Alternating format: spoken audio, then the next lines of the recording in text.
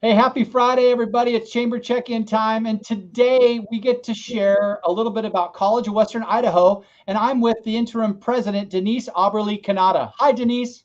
Hey, hi, Paul.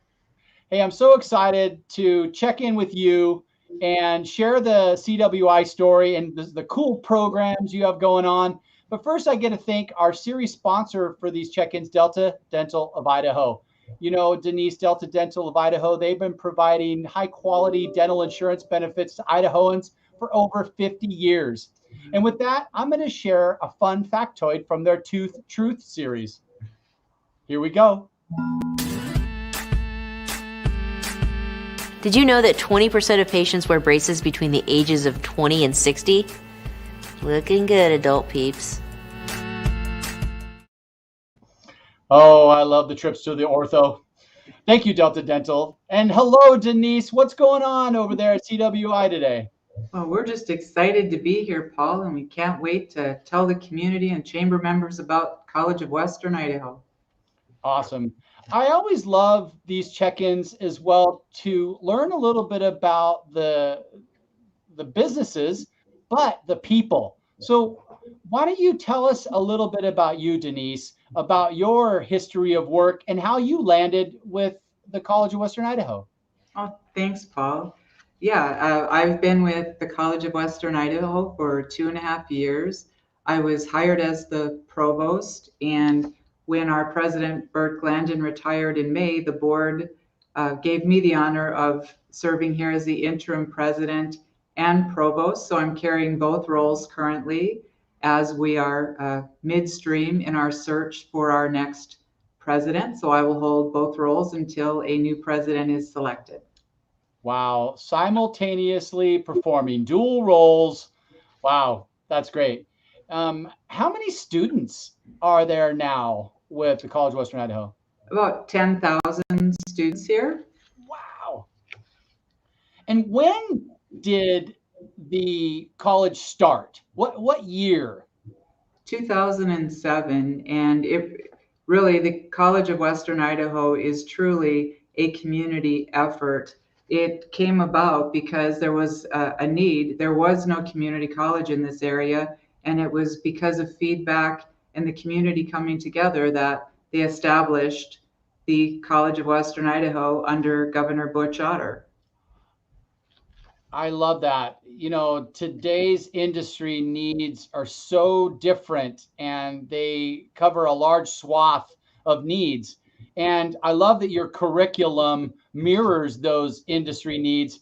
And we'll talk about that a little bit later.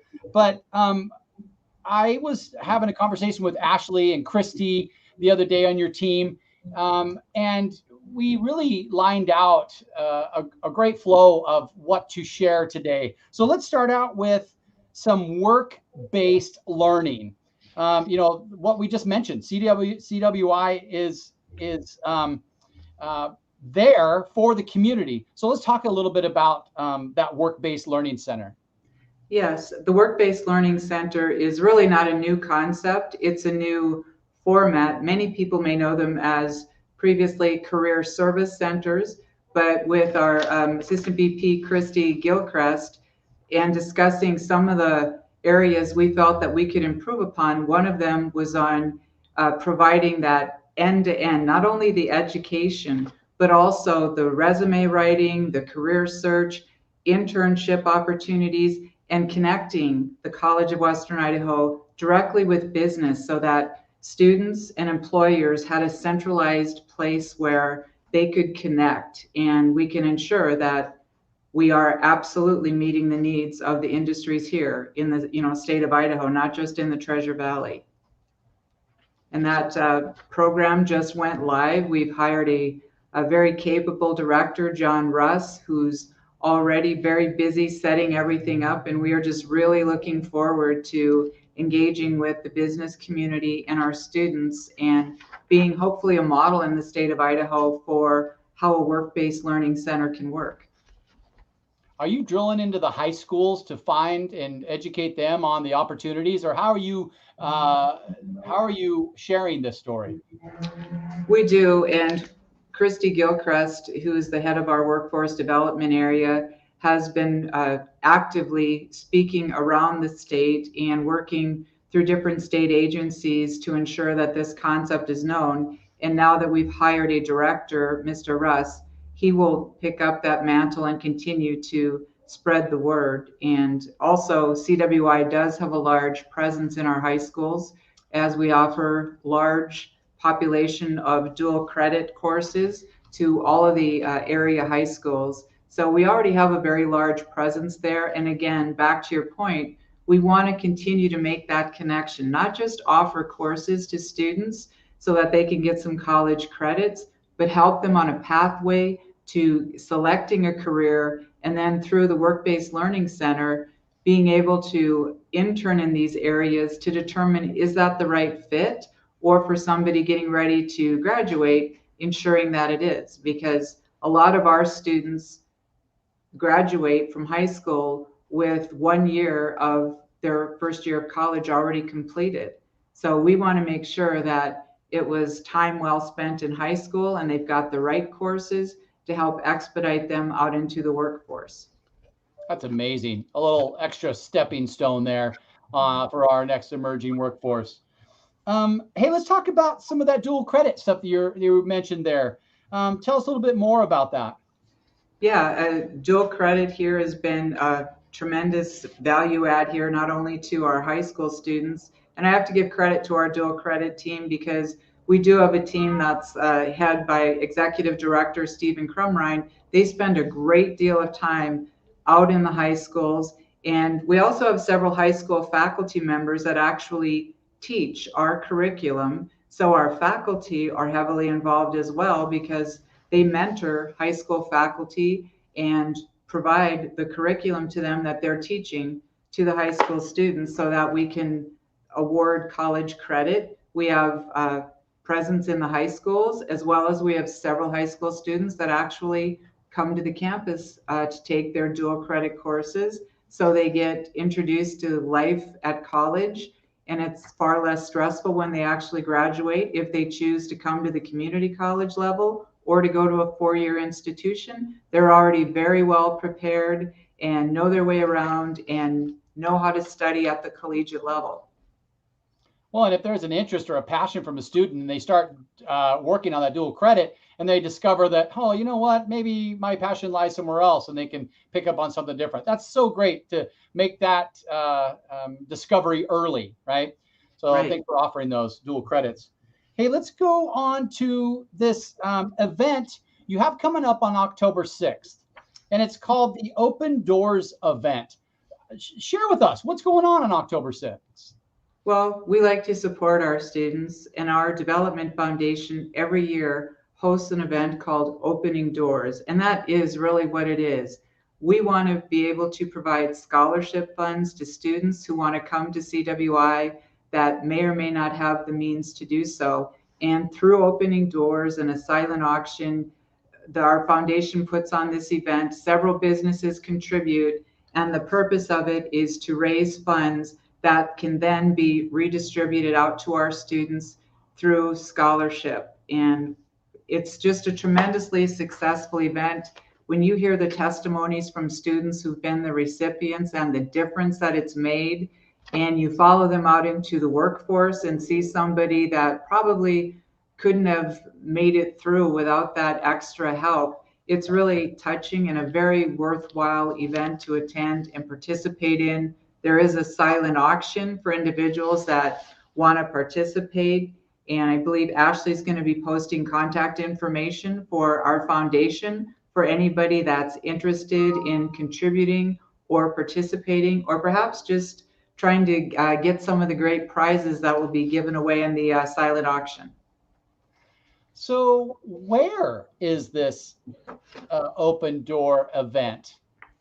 Well, because of COVID-19, we were faced with a few challenges. We had really thought this year that we were going to do a great big event, but we've had to scale it back. So it's going to be online this year, and everything that you'd be able to do in the traditional face-to-face event, our foundation has tried to create alternative methods for that contact and connection and voting and everything else. So if anybody is more interested, please just you can reach the foundation at cwi.edu and request additional information.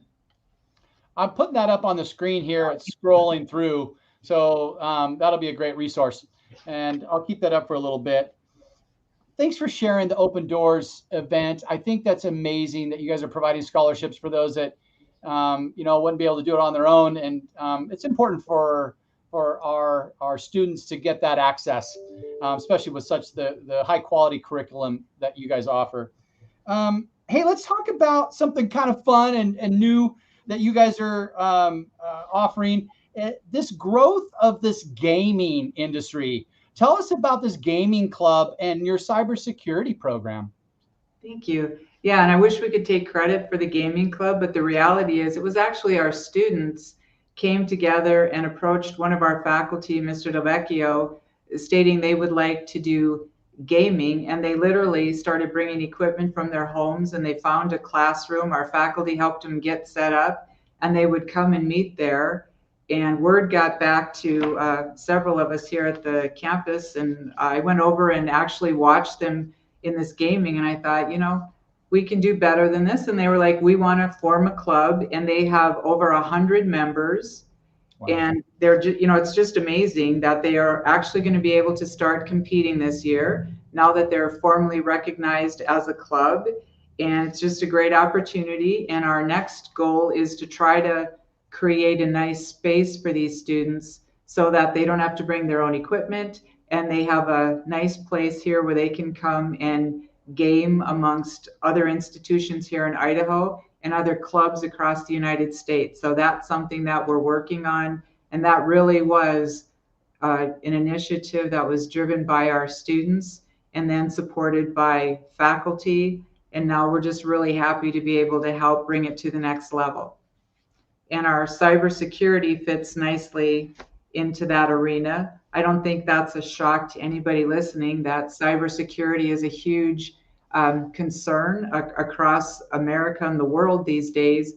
And we're happy to be a part of it. CWI has been offering cybersecurity for a couple of years now. We offer a 2-year degree, and the governor has made this part of his initiative. So the institutions in Idaho have partnered as well. So we've got all the community colleges as well as the 4 years partnering, creating pathways for students who choose to go on into the higher level positions with bachelor's and master's and PhD level in cybersecurity, as well as providing entry level, which is the associate degree level, and then partnering with our workforce development area at CWI.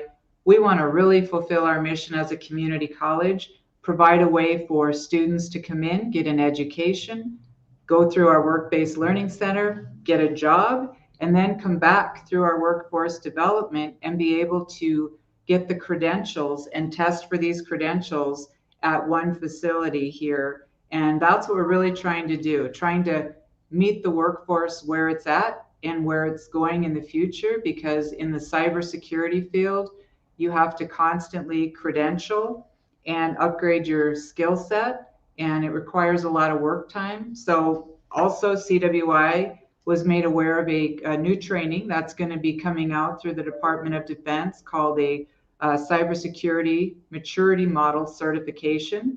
It will be a new certification that's required by any government contractor. So I believe the pool is about 800,000 last time we checked. CWI applied to be considered to be one of the training centers, and we have been moved forward. We will be one of 17 in the United States that will have the curriculum and be able to provide this certification. And we're just extremely excited about that. That's awesome. So all you information technology companies that are looking for that next generation of worker in this field, give CWI a call. Hopefully that pipeline gets filled and we're able to produce some high quality people for the cybersecurity stuff. It's so important, and that's the way of the world. That's so true. Good job on you guys. applying for that and being selected. Congratulations. That's so awesome. Thank you. And again, team effort. And just another little plug for workforce development. Starting in November, we've partnered with Amazon to provide their Amazon Web Service training. And that's put together again. So that, again, is just another great training to show people how do cloud services actually work, what's your risk assessment, how to function, how to manage. And again, that's going to be offered through our workforce development. Going to the website listed below, individuals who want to request more information can contact our workforce development area, Mark Swinney, and he'll be able to direct you to how to register for this program. Okay, let's talk a little bit about how inclusive CWI is with your English as a second language programs. Let's dive into that a little bit and share some more of those programs. Absolutely. We have a adult education program here headed up by Jack Webb, and we not only want to enroll students, we want them to be successful. And a large part of that is our focus is on minorities. We have a lot of minorities in our area, and they have a lot more challenges than your traditional student. So through the Adult Education Center, English as a second language courses are offered that prepare students to be able to take their GED and then be able to move on into a program of their choosing. And so this is just tremendous. And it not only works with credit students, the adult basic education area also serves students who are looking for career changes or possibly a certificate for a career, such as our multicultural nursing assistant program, which has been a tremendous program for students to be able to get in.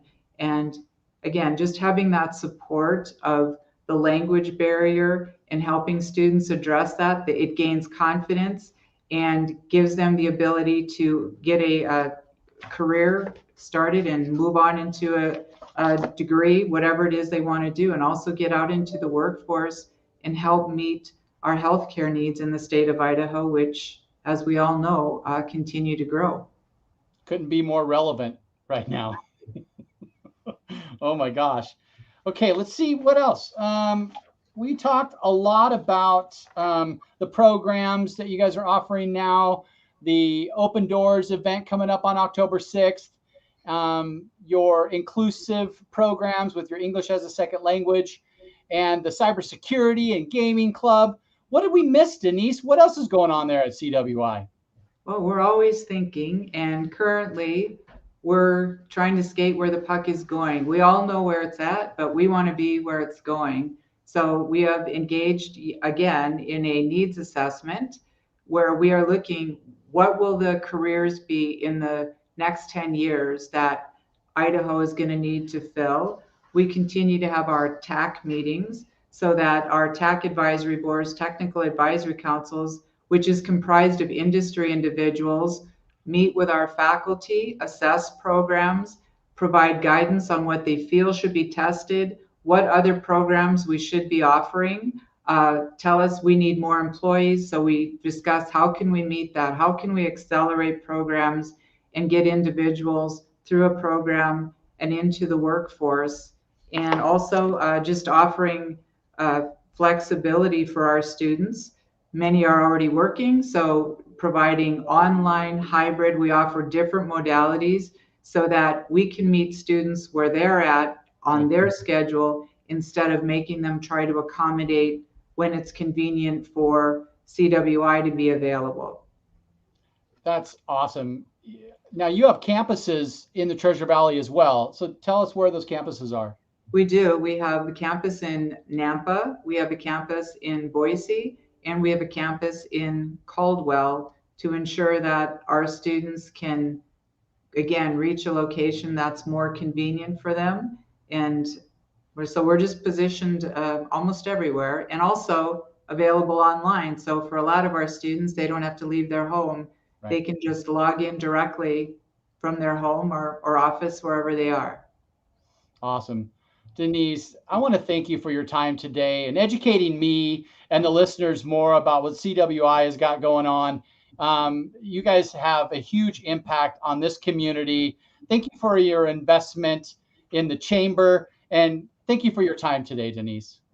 Well, Paul, I'd also like to thank you on behalf of CWI. I'd like to thank the chamber. It's the support of the business community that has really allowed CWI to achieve what it has. And we're just looking forward to continued partnership and continue to navigate post-COVID and work together to determine what we should be offering in the future. So thank you again.